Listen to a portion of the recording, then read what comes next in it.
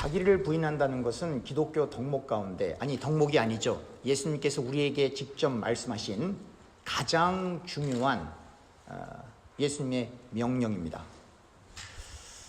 그런데 이 자기 자신을 부인한다고 하는 것이 그렇게 쉬운 일이 아닙니다. 참으로 어려운 일이죠. 그러나 저와 교우님들이 진실로 예수님을 사랑한다라고 한다면, 우리가 참으로 예수님의 제자라고 한다면 반드시 해야만 하는 일이 우리 자신을 부인하는 것입니다. 하나님 나라를 위하여, 하나님 나라 확장을 위하여 반드시 예수의 사람은 자기를 부인해야만 합니다. 다른 길이 없습니다. 자기 자신을 진실로 부인하는 사람은 하나님의 뜻을 구할 수밖에 없습니다. 자기 자신을 부인한다는 그 말씀에는 자기 자신의 뜻을 접었다는 이야기도 들어있는 것입니다. 자기가 생을 살아갈 때 의지해야 될 자기의 생각, 자기의 뜻을 접고 자기 자신을 부인했으니 그 비어진 그 공간에 하나님의 뜻으로, 하나님의 말씀으로 채워야 되기 때문에 반드시 자기를 부인하는 사람은 말씀과 기도에 집중할 수밖에 없습니다.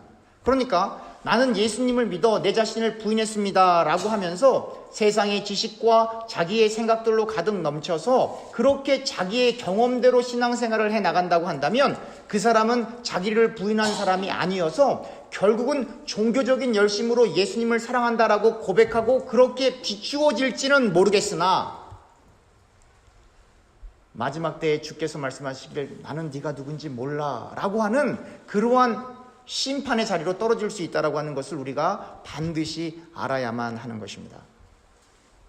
하나님께 기도하는 그 시간이 그 무엇보다 중요하고 하나님의 말씀을 읽고 듣는 일이 그 무엇보다 중요한 것은 바로 우리 자신을 부인했기 때문에 그 비워진 공간 속에, 다시 강조하지만 주의 말씀으로 가득 채워야 하기 때문입니다. 그렇기 때문에 예수님을 믿는다라고 하는 것은, 즉 예수님 안에서 예수님의 말씀을 따라 예수님과 동행하는 그 신앙생활은 우리의 삶의 한 일부분이 아니라, 우리가 취미생활로 하는 그 정도의 삶이 아니라 여러분들과 제가 그 예수님에게 모든 것을 내려놓고 예수님과 전적으로 동행하며 하루하루 매일 지나가는 그 일상의 삶 속에, 주일날 뿐만 아니라 월요일부터 시작해서 토요일까지 이어지는 그 모든 일상의 삶 가운데 하나님이 나의 주인이시고 하나님이 나의 왕이다 라고 하는 그 고백으로 우리 뜻대로 우리 마음대로 생을 살아가는 것이 아니라 하나님 뜻대로 우리를 그 뜻에 맞추어 모든 것을 내려놓게 되는 그 자리로 가야만 비로소 그 사람이 자기 부인하는 삶을 살아가고 있다라고 이야기할 수 있게 되는 것입니다. 생각하고 사고하고 하는 모든 중심에는 하나님이 계시고 늘 예수님이라면 이 상황에 어떻게 하셨을까라는 생각으로 성경을 읽어가며 예수님의 생각, 예수님의 행동, 예수님의 인격, 예수님의 영성을 배워가는 사람이, 배우려고 노력하는 사람이 바로 자기를 부인하고 예수님을 따라가는 사람입니다. 때로는 우리의 일상의 대화에서 자신도 모르게 자신을 높이고 자신을 드러내려고 말할 때가 있습니다. 그리고는 후회하죠. 그렇게 말하지 말걸. 그런데 이미 대화가 끝났기 때문에 다시 만회할 시간이 없는 거죠. 상대를 걱정해서 그 순간을 후회하는 것이 아니라 때로는 나를 더 드러내지 못해서, 즉 더 잘난 체 하지 못해서, 나를 더 멋지게 포장하지 못해서 그때 내가 이렇게 더 멋있게 이야기할 걸, 그러한 생각 속에 후회하는 경우도 종종 있곤 합니다. 바로 이러한 증상, 심텀이죠. 이러한 증상들은 아직도 우리가 우리 인생의 주인 노릇하고 있다는 증거입니다. 자기를 부인하는 사람, 자기 자신을 일상의 삶 속에서 부인하려고 발버둥 치는 사람은 온전히 예수님만을 높이는 일에만 관심이 다 가 있기 때문에 늘 타인과, 나 아닌 타자와 대화를 할 때에 어떻게 하면 상대방을 배려해주고 어떻게 하면 그 상대방과 내가 함께 예수님만을 높일 수 있을까에 관심을 갖기 때문에 그 대화의 동기와 목적이 오직 예수님 안으로만 들어가게 되는 거예요. 그러니 대화의 태도도 달라지고 대화의 접근 방법도 달라지고 대화의 내용도 달라지게 되는 것이죠. 바로 하나님이 역사하시는 하나님의 예수님의 제자들입니다. 자기 자신이 다른 사람들에게 어떻게 평가되느냐에 관심을 받기보다는 어떻게 하면 내가, 그리고 우리가, 그리고 나와 네가, 즉 우리가 하나 되어 예수님 안에서 예수님의 말씀을 올바로 지킬 수 있는 예수의 제자가 될 수 있을까? 라는 그러한 생각으로 상대와 대화를 하기 때문에 어떻게 하면 상대방을 격려해주고, 어떻게 하면 더 용기를 주고, 어떻게 하면 상대방에게 주의 말씀으로 더 가깝게 다가가고, 그래서 그 대화 자체 속에 그리스도의 향기가 나타나는 그러한 하나님이 보시기에 아름다운 커뮤니케이션이 일어나게 되는 것입니다. 바로 예수님을 인격적으로 그리고 말씀을 통하여 깨달음으로 역사하시는 하나님의 인도를 받는 사람들의 특징입니다. 오늘 본문에 등장하는 인물은 마리아, 그리고 그녀의 자매 마르다, 그리고 나사로입니다. 그들의 집은 예루살렘으로부터 약 2.8km 떨어져 있는 베다니에 있었습니다. 이 마리아는 나중에 예수님께 아주 비싼 향유를 예수님의 발에 붓고 그녀의 머리카락으로 예수님의 발을 닦았던 사람입니다. 그리고 오늘 본문에 등장하는 이 병든 나사로가 그녀의 오라버니, 브라더죠. 오라버니였습니다. 이 두 자매 마르다와 마리아는 예수님께 메시지를 보냅니다. 요한복음 11장 3절 후반절을 보면 주여 보시옵소서 사랑하는 자가 병들었나이다. 그러니까 이 구절을 통하여 나사로와 예수님과 관계가 아주 가까운 관계였음을 짐작할 수 있습니다. 그래서 마르다와 마리아는 예수님께 정가를 보낼 수 있었던 것입니다. 그리고 자신들의 브라더를 예수님께 묘사할 때 주님께서 사랑하는 자가 병들었어요 라고 이렇게 이야기했던 것입니다. 예수님께서 답변하시길 요한복음 11장 4절에서부터 5절입니다. 예수께서 들으시고 이르시되 이 병은 죽을 병이 아니라 하나님의 영광을 위하여 하나님의 아들이 이로 말미암아 영광을 받게 하려 함이라 하시더라. 예수께서 본래 마르다와 그 동생과 나사로를 사랑하시더니. 예수님께서 사랑하는 사람도 병에 걸릴 수 있습니다. 예수님께서 사랑하는 사람도 암에 걸릴 수 있습니다. 예수님께서 사랑하는 사람도 질병으로 인해 일찍 세상을 떠날 수 있습니다. 예수님이 사랑하는 사람의 자녀도, 다른 가족 구성원도 아플 수 있습니다. 그러나 예수님이 사랑하는 사람은 살든지 죽든지 건강하든지 아프든지 부하든지 가난하든지 많이 배웠든지 적게 배웠든지 상관없이 예수님이 늘 함께 하십니다. 이 세상 사람들은 이 세상에서 자신들이 성공하고 출세하고 건강하고 번영하는 것에 관심을 많이 갖고 있고 그것을 위해 최선을 다하겠죠. 그러나 저와 교우님들이 진정으로 관심을 가지고 고민해야 하는 것은 과연 예수님이 오늘도 나와 함께 하고 계신가입니다. 과연 우리가 예배드리는 이 시간에 지금 이 예배 가운데 예수님께서 우리와 함께 하신가 그렇지 않은가, 그것을 우리가 고민하고 관심을 가져야 하는 것입니다. 우리와 함께 계신 그 예수님을 위하여, 하나님의 영광을 위하여 우리의 모든 것을 우리가 과연 내려놓을 수 있는가를 고민해야 하는 것입니다. 예수님께서는 그가 계시던 곳에서 이틀 머무시고 이제 그의 제자들에게 유대로 돌아가자고 말합니다. 이에 제자들은 반대합니다.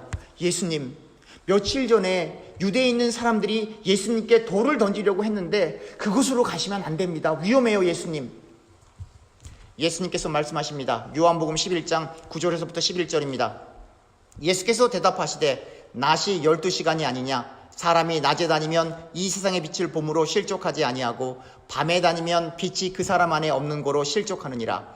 이 말씀을 하신 후에 또 이르시되 우리 친구 나사로가 잠들었도다. 그러나 내가 깨우러 가노라. 예수님께서 여기서 갑자기 이 나사로의 그 현실과는 전혀 상관없어 보이시는 말씀을 하십니다. 갑자기 이 문맥상 전혀 상관없어 보이는 낮에 다니면 이 세상의 빛을 보고 실족하지 않고 밤에 다니면 빛이 그 사람 안에 있어 그 사람 안에 없는 거로 실족한다라고 이렇게 동문서답을 하는 느낌을 받습니다. 아니, 이 말이 유대로 돌아가는 것과 무슨 관계가 있는 것일까요? 라고 이렇게 질문하겠죠. 예수님은 하나님의 일을 완수하기 위해 오신 나그네요 순례자이셨습니다. 하나님의 일을 하기 위해 이 땅에 보내심을 받은 하나님의 독생자 외아들 예수님께서는 언제가 낮이고 언제가 밤인지를 잘 알고 계셨습니다. 그러니까 이 낮과 밤은 우리가 일반적으로 생각하는 이 크로놀로지컬한 그러한 시간이 아니라 카이로스적인 시간이에요. 의미가 담겨 있는 시간, 그냥 일반적인 시간의 흐름이 아니라 어떤 의미가 부여된 그 시간을 이야기하는 것입니다. 예수님은 예수님 당신께 부여된 시간과 그의 사역의 시간을 잘 알고 계셨던 것입니다. 예수님께서는 온전히 십자가를 지시기 위해 그 방향으로 십자가만을 향하여 인생들을 구원하기 위하여 영혼을 구원하기 위하여 오직 십자가를 향하여 십자가의 길만을 걸어가시는 순례자 그리고 나그네이셨던 것입니다. 아직 예수님께서는 나사로에게 가는 것이 위험하지만 아직 십자가를 질 시간이 아니라는 것을 알고 계셨기 때문에 위험하지만 나사로에게 다가가시기로 결정하셨던 것입니다. 밤은 곧 예수님이 이 땅에서 모든 사역을 마치고 십자가를 지시는 것을 상징하는 것입니다. 아직은 그때가 아니니 어떠한 위험이 있다 해도 나사로를 살리러 가시겠다는 것입니다. 우리 친구 나사로가 자고 있어. 지금 내가 가서 그를 깨울 거야. 그렇게 예수님이 말씀하시는 겁니다. 사랑하는 교우님들, 저와 교우님들 역시 이 세상에 잠깐 보내진 나그네요 순례자입니다. 저와 여러분들의 궁극적인 소원이 무엇입니까? 당연히 천국에 가는 것이겠지요. 바로 이 천국에서 영원토록 하나님을 찬양하고 찬송하기 위해 예수님께서 우리에게 당부하신 것이 있습니다. 마태복음 16장 24절입니다. 이에 예수께서 제자들에게 이르시되 누구든지 나를 따라오려거든 자기를 부인하고 자기 십자가를 지고 나를 따를 것이니라.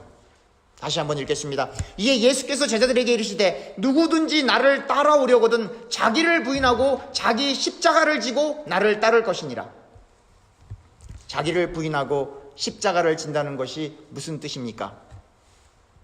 사랑하는 교우님들, 저와 교우님들이 생을 살아가다가 우리의 잘못으로 인하여 혹은 우리의 노력의 부족으로 인하여 혹은 우리의 잘못된 판단으로 인하여 닥치는 어려움은 십자가가 아닙니다.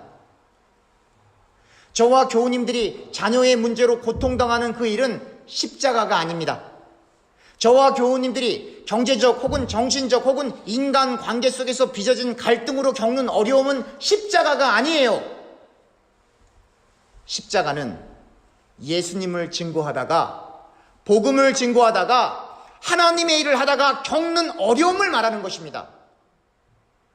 제가 어제 특별 새벽기도 때 말씀드렸던 것처럼 비슷한 질문을 다시 드리겠습니다. 교우님들은 예수님을 증거하다가 수모를 당해보신 적이 있나요? 교우님들은 예수님을 증거하다가 왕따가 돼보신 적이 있나요?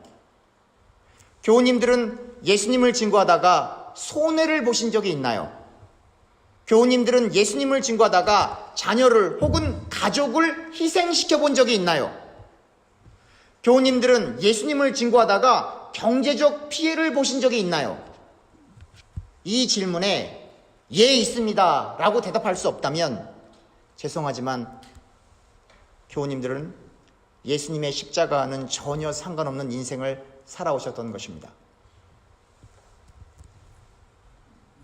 이 말은 좁은 길이 아닌 넓은 길에 있다라고 하는 것입니다. 여러분, 넓은 길의 끝은 지옥입니다.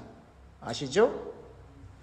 얼마 전 어떤 집사님이 아주 오래전이죠. 제게 찾아오셨어요. 목사님, 교회 다니면 다 천국 갑니까? 가만히 있었죠. 질문이 이상하잖아요. 목사님, 저런 사람도 교회 가는데 천국 갑니까? 그럼 저 그 교회 안 갑니다. 제가 그렇게 말씀드렸어요. 집사님, 교회 다녀도 천국 못 갈 사람 많습니다. 예수 믿어야 천국 갑니다. 교회 간다고 천국 가는 게 아니고 예수를 진짜로 믿어야 천국 갑니다. 할렐루야. 아직도 넓은 길에 있는데 하나님이 복을 주실 겁니다. 하나님이 물질의 축복을 주실 것입니다. 하나님이 자녀의 축복을 주실 것입니다. 라고 하는 이 사탕 발림에 속지 마세요. 그 사탕 발림에 속으면 큰일 나요.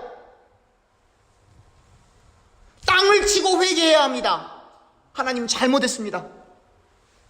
정말로 잘못했습니다. 정말로 제가 십자가를 져본 적이 없네요. 바울 당시에는 사순절이 없었습니다. 사순절은 약 4세기경 주일을 뺀 40일 동안 금식, 절제 혹은 자기 부인을 실천하기 위해 정해진 절기였습니다. 여러분, 성금요일을 영어로는 Good Friday라고 합니다. 그런데 이 굿은 13세기 후반에 그 의미가 holy, 거룩한이란 뜻입니다. 그러니까 Good Friday means Holy Fridays. 좋은 금요일이 아니고 거룩한 금요일, 성금요일, 한국어 번역이 더 정확한 겁니다.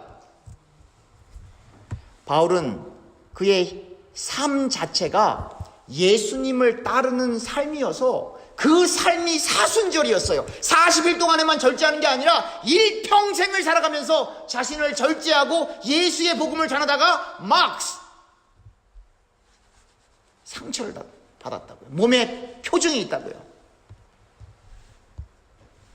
바울은 십자가의 사건을 있는 그대로 가감하지 않고 받아들여 예수님이 십자가에 못 박힐 때 자기 자신 역시 예수님과 함께 똑같이 그 십자가에 못 박혔고, 이제는 자기 자신이 인생의 주인이 되어 삶을 살아가는 것이 아니라 오직 자기 자신 안에 계신 예수님으로 인하여 그 예수님이 사는 것이다 라고 하는 거예요.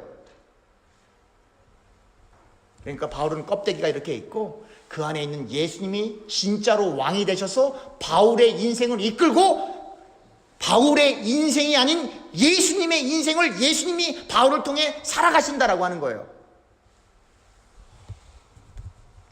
또한 바울이 육체 가운데 사는 것은 바울 자신을 사랑하사 바울에 위해 예수님 당신께서 스스로를 버리신 하나님의 아들을 믿는 그 믿음 안에서 사는 거예요.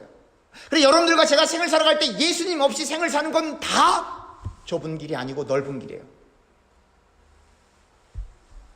예수님이 우리 안에 계신데 어떻게 화를 냅니까? 예수님이 우리 안에 계신데 어떻게 분쟁하고 갈등합니까? 예수님이 우리 안에 계신데 어떻게 다른 사람을 비방합니까? 예수님이 우리 안에 계신데 우리가 어떻게 전도하지 않고 생을 살아갈 수 있단 말입니까? 이 말은 모든 인간적인 육적인 생각들을 철저히 십자가에 못 박았다는 것입니다.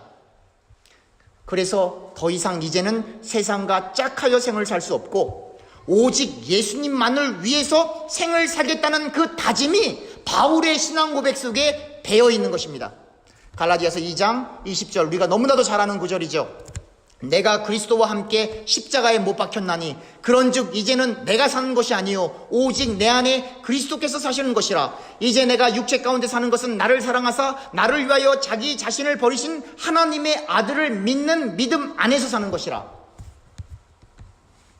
바울은 그 전 인생을 통하여 예수님을 따라가려 하니, 복음을 증거하려 하니 그 삶이 사순절이요 매일매일 주어지는 날들 가운데 예수님이 왕으로 그 인생의 주인이 되어서 바울을 이끌고 가시니 매일매일이 부활절이었던 것입니다.